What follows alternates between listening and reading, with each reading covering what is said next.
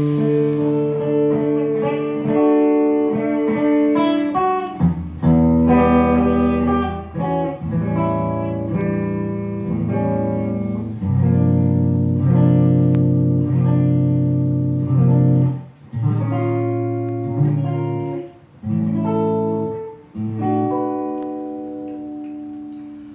sore saudara-saudara, selamat bertemu lagi di dalam nama Tuhan Yesus Kristus. Sore hari ini saya ingin berbicara mengenai histeri, satu kata kerja yang sangat ditakuti oleh manusia ketika manusia dihadapkan kepada hal-hal yang menakutkan dan mereka sendiri tidak tahu harus berbuat apa. Pembacaannya dari Injil Yohanes pasal 2, yaitu perkawinan di Kana. Pada hari ketiga ada perkawinan di Kana yang di Galilea dan ibu Yesus ada di situ. Yesus dan murid-muridnya diundang juga ke perkawinan itu. Ketika mereka kekurangan anggur, Ibu Yesus berkata kepadanya, mereka kehabisan anggur. Kata Yesus kepadanya, mau apakah engkau daripadaku, ibu? Saatku belum tiba. Tetapi ibu Yesus berkata kepada pelayan-pelayan, apa yang dikatakan kepadamu, buatlah. Di situ ada 6 tempayan yang disediakan untuk pembasuhan menurut adat orang Yahudi, masing-masing isinya 2-3 buyung. Yesus berkata kepada pelayan-pelayan itu, isilah tempayan-tempayan itu penuh dengan air. Dan mereka pun mengisinya sampai penuh. Lalu kata Yesus kepada mereka, sekarang cedoklah dan bawalah kepada pemimpin pesta. Lalu mereka pun membawanya. Setelah pemimpin pesta itu mengecapnya air yang telah menjadi anggur itu, dan dia tidak tahu dari mana datangnya, tetapi pelayan-pelayan yang mencedok air itu mengetahuinya. Ia memanggil mempelai laki-laki dan berkata kepadanya, setiap orang menghidangkan anggur yang baik dulu, dan sesudah orang puas minum, barulah yang kurang baik. Akan tetapi engkau menyimpan anggur yang baik sampai sekarang. Hal itu dibuat Yesus di Kana yang di Galilea sebagai yang pertama dari tanda-tandanya, dan dengan itu ia telah menyatakan kemuliaannya dan murid-muridnya percaya kepadanya. Cerita yang sudah sering kita dengar di dalam kebaktian-kebaktian ini terjadi pada hari ketiga. Hari ketiga itu istimewa bagi orang Yahudi. Mereka menikahkan anak, mengadakan pesta pada hari ketiga. Dalam bahasa Ibrani 1, 2, 3, 4 Snain, Ehad Snain Selos Arba, Ahad, Senin, Selasa, Rabu. Jadi hari ketiga ini jatuh pada hari Selasa. Mengapa mereka menikahkan orang pada hari Selasa? Karena pada hari ketiga di dalam kitab Kejadian pasal 1 ditulis 2 kali berturut-turut, yaitu Tuhan melihat amat baik adanya. Hanya dalam hari ketiga ada 2 kali ganda kata amat baik. Nah, diadakanlah perkawinan, yaitu gamos dalam bahasa Yunani, di Kana yang di Galilea, dan ibu Yesus ada di situ. Perhatikan istilah ibu Yesus yang berkali-kali diulang-ulang. Dalam Injil Yohanes, Maria tidak disebut lagi namanya Maria, tetapi disebut ibu Yesus yang melahirkan dia. Yesus dan muridnya diundang juga ke sana. Yesus diundang ke perkawinan itu. Bagaimana dengan pernikahan saudara? Apakah pernikahan saudara, hidup rumah tangga saudara, pernah mengundang Yesus di dalam urusan-urusan sehari-hari? Pernah mengundang Yesus dalam pernikahan saudara, perkawinan saudara? Sebab itu, kedatangan Yesus, kehadiran Yesus itu membuat perbedaan yang sangat besar. Dalam ayat ketiga dikatakan ketika mereka kekurangan. Bahasa Inggris ran out. Dalam bahasa Yunani hysterion. Kata hysterion dari mana kita mengambil kata histeri. Tidak tahu harus berbuat apa. Dan sekarang saudara-saudara, seluruh dunia sedang dibuat histeri.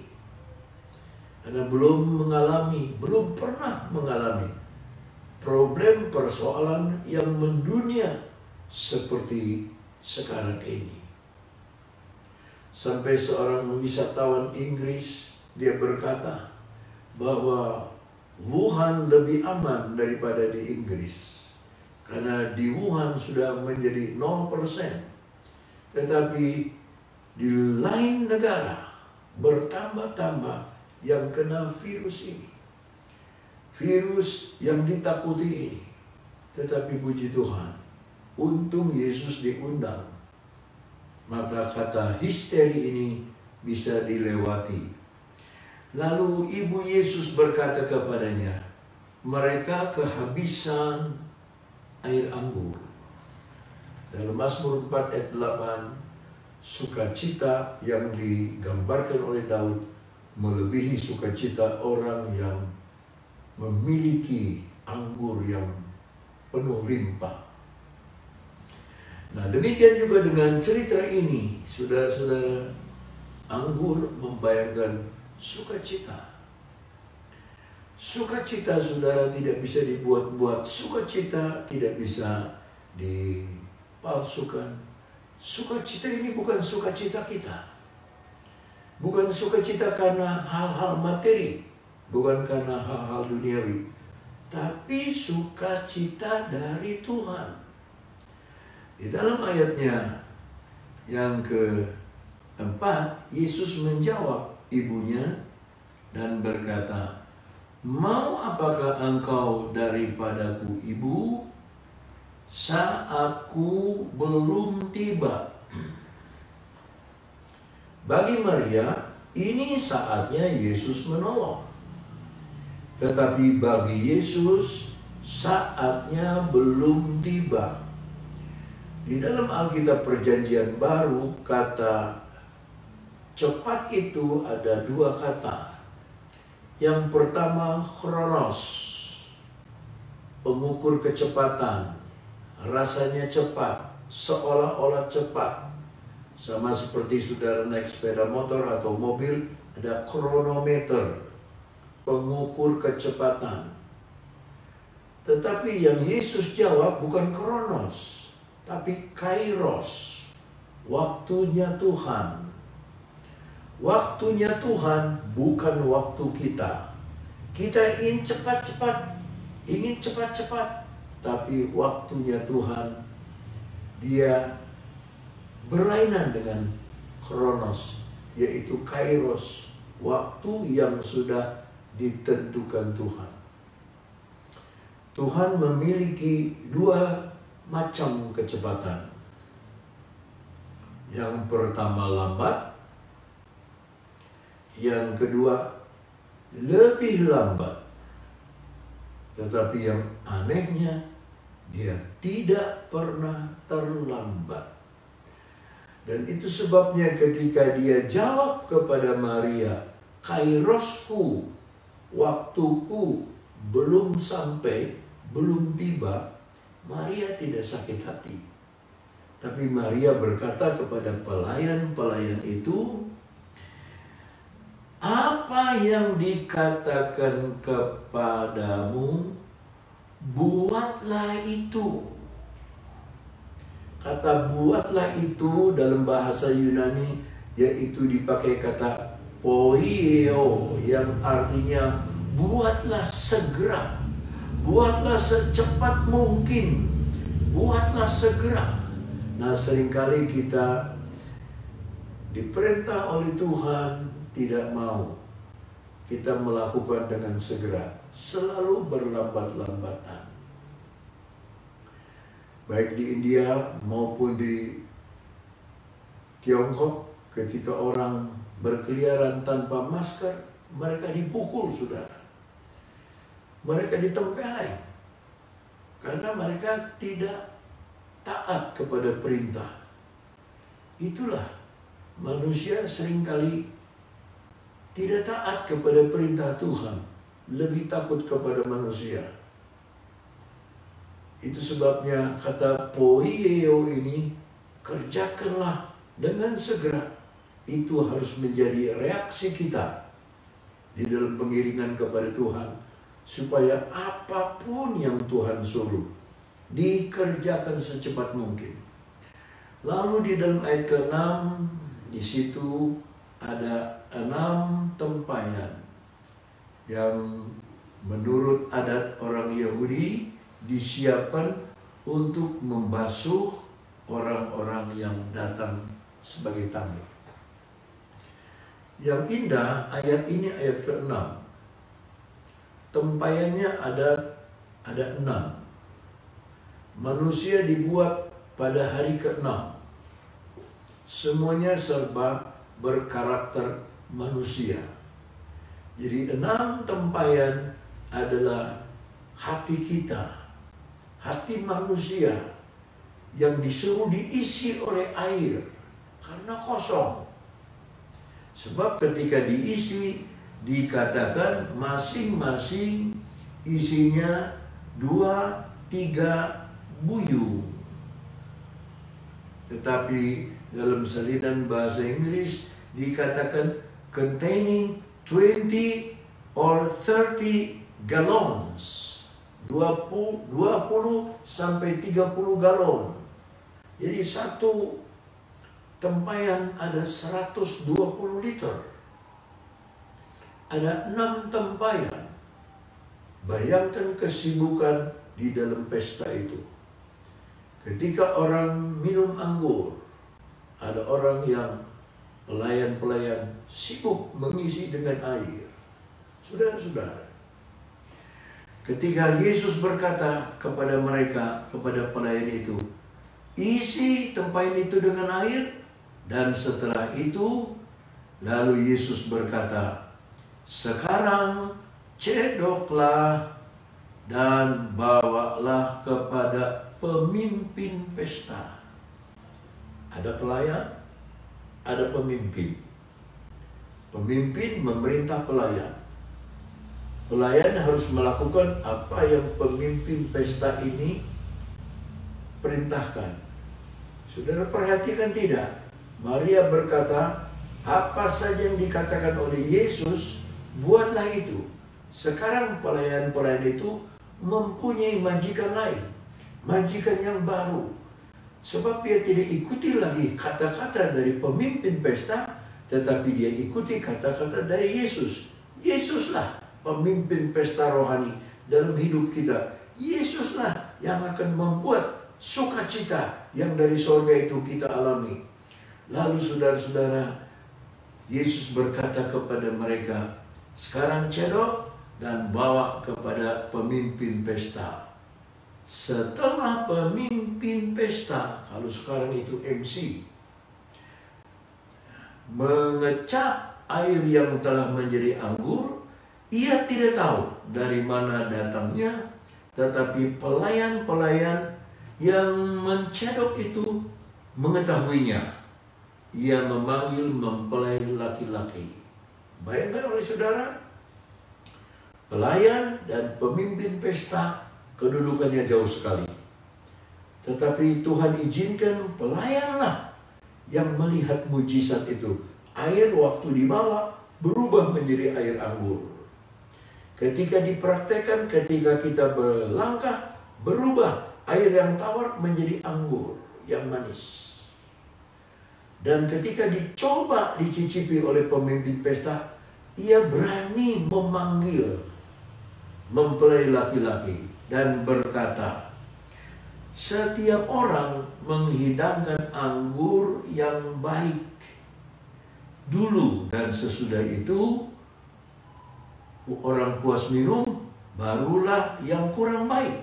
Akan tetapi engkau menyimpan anggur yang baik sampai sekarang. Kata baik di dalam bahasa Yunani adalah kalos. Ada 2-3 kali kata kalos disebut di sini. Yang pertama, biasanya, umumnya, biasa orang memberikan anggur yang baik dulu. Kalau orang sudah puas minum, tamu masih belum selesai datang, barulah yang kurang baik. Tetapi engkau, katanya si mempelai itu, menyimpan anggur yang baik sampai sekarang ini. Kata baik yang pertama itu artinya baik biasa, kalos.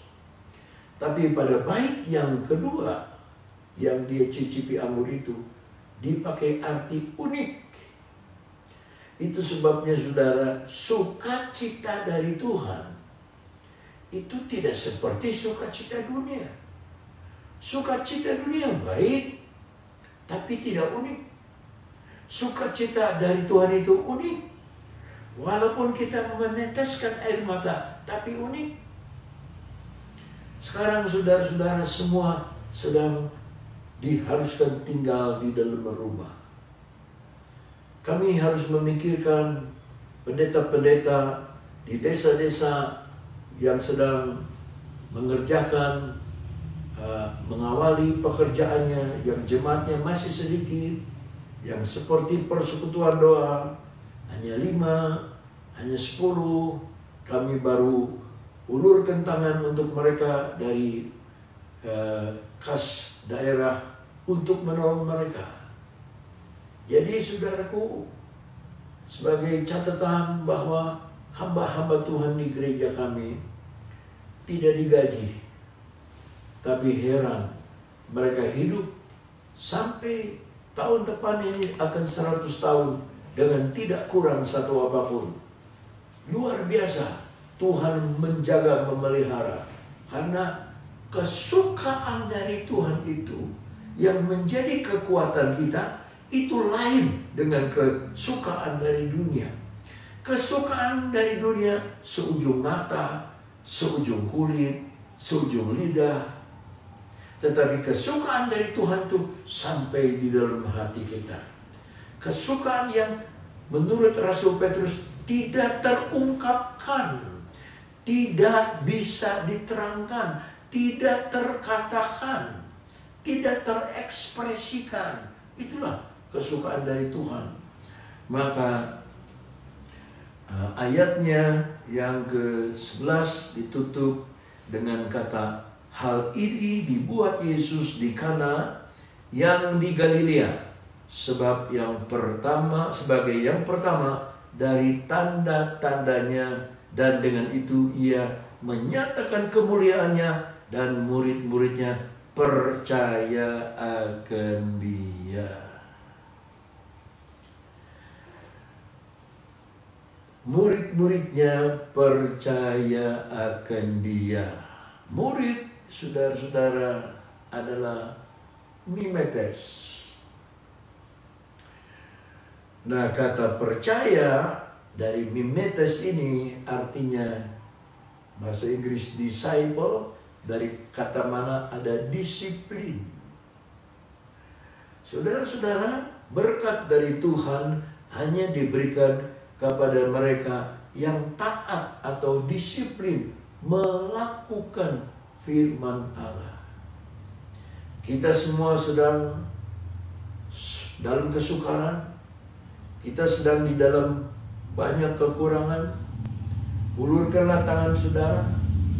Seperti kemarin saya katakan, Musa menjadikan air menjadi darah, tapi Yesus menjadikan air menjadi air anggur.